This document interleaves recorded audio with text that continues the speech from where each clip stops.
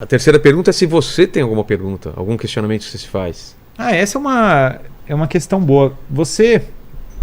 Eu acho que uma das coisas mais incríveis é que eu saí daqui do podcast, isso não é bajulação, né? Mas eu saí aqui como admirador do podcast da primeira vez, já que eu vim aqui.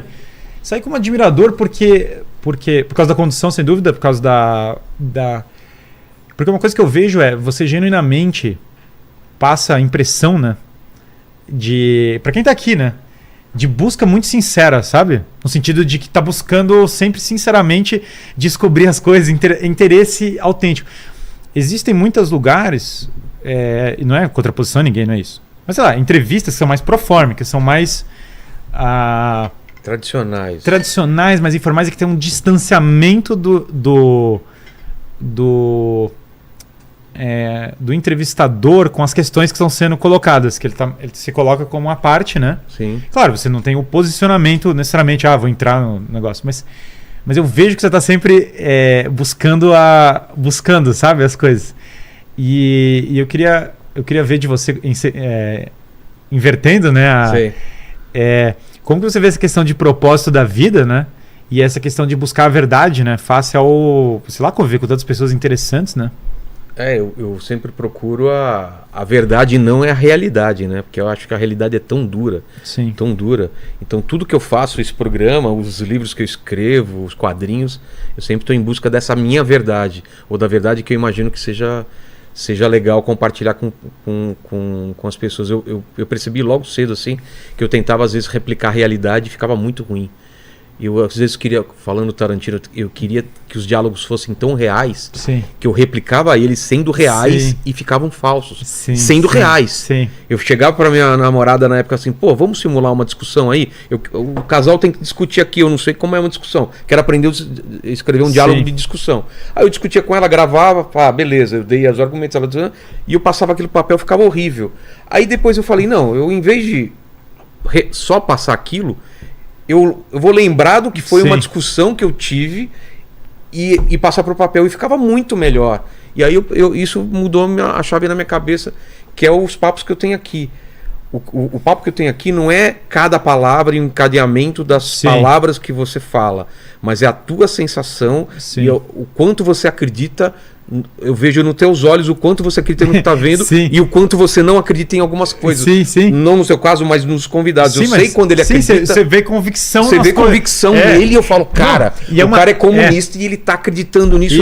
Eu acho muito interessante, eu quero saber mais sobre isso. Sim. Eu acho que isso de perceber, porque uma pessoa pode ser insincera interiormente, sabe? Exatamente. Falar coisa da boca pra fora. Fala assim, nem ele tá acreditando no que ele tá falando, cara. E é muito interessante. Você já sentiu Isso é incrível, porque eu também entendo como uma coisa muito valorosa a sinceridade interior que uma pessoa tá falando. E dá pra perceber.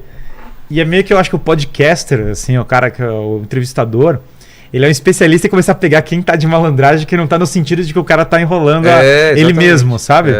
Você já sentiu na criação artística algum momento como esse do Tarantino, que você viu alguma presença divina mesmo? No sentido... Sim, eu acredito em Deus por causa da arte, cara.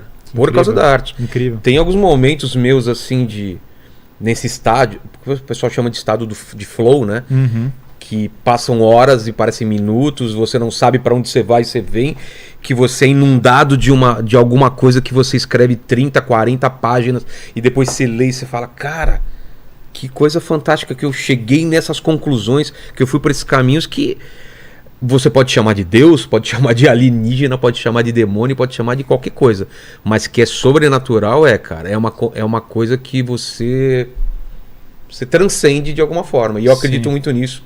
E eu vejo valor na humanidade quando eu analiso essas coisas. Quando eu vejo uma escultura, quando eu vejo uma pintura, eu falo, cara, esse cara tá há 300 anos atrás, ele fez uma coisa que eu tô olhando agora e tá me despertando um raciocínio e algumas memórias que ele não faz ideia. E é isso, cara. Aquilo tem uma conexão sobrenatural de alguma forma. Tem um diálogo do Platão, chama Ion, que é só sobre isso. Como a inspiração divina permite a criação artística. E daí ele fala, o artista não necessariamente entende o que ele está fazendo. Exatamente. Tem depois o filósofo que vai lá e analisa o que o cara fez, mas o cara mesmo, ele sente a inspiração divina e faz. E tem o Tolkien falava, né, que Deus cria o mundo e nós criamos a partir do que Deus criou.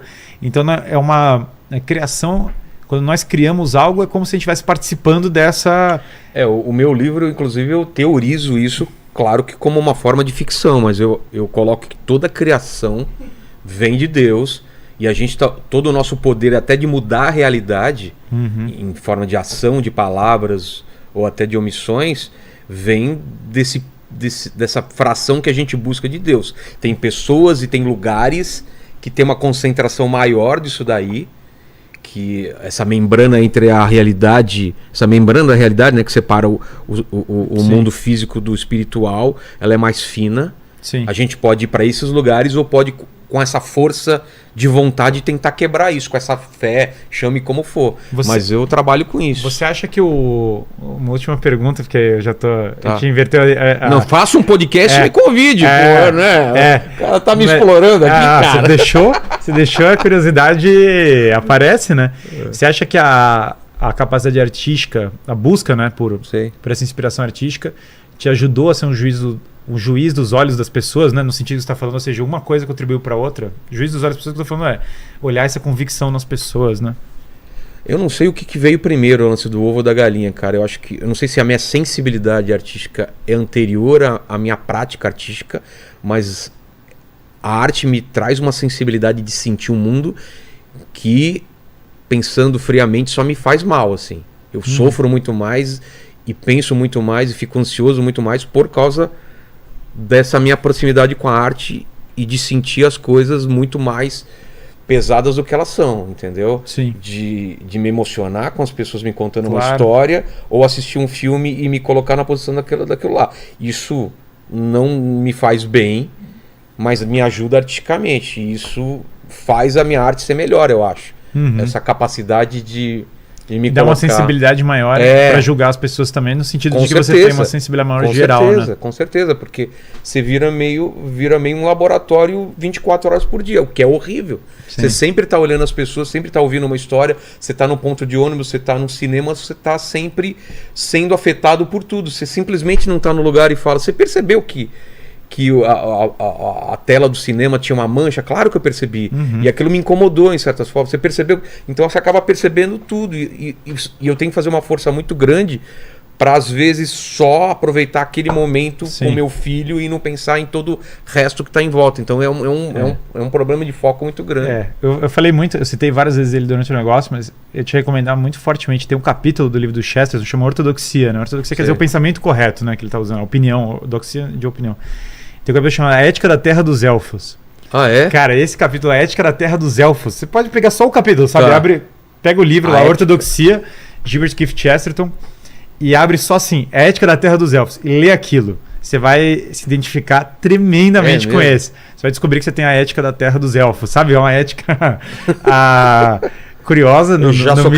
Já sou casado com uma elfa, né? Minha mulher, ela, pra ser uma elfa, ela falta um detalhe, só a orelha. Exatamente.